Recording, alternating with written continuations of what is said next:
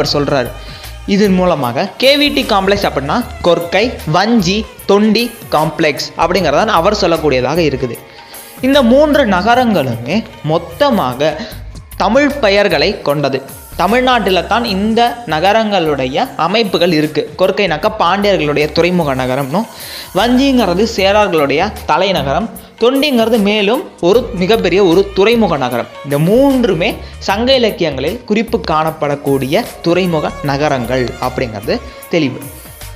இப்போ என்ன ஆகுதுன்னு கேட்டிங்கன்னா, இன்றைய பாகிஸ்தான்லேயும் ஆப்கானிஸ்தான்லேயும் பல்வேறு இடங்களில் இந்த சார்பான பெயர்கள் நமக்கு காணப்படுது. கொர்க்கை அப்படிங்கிறது கோர்க்கா அப்படின்னும், கோர்க்கை அப்படின்னும், கொர்க்காய் அப்படின்னும், அதுபோல் இந்த வஞ்சிங்கிறது வஞ்சி அப்படின்னு நேராகவே பல இடங்களுடைய பெயர். ஒன்றும் இல்லைங்க, 4-5 இடங்களுக்கு இந்த வஞ்சி அப்படிங்கிற பெயர் நமக்கு காணப்படுது. இதை போலவே தொண்டி அப்படிங்கிற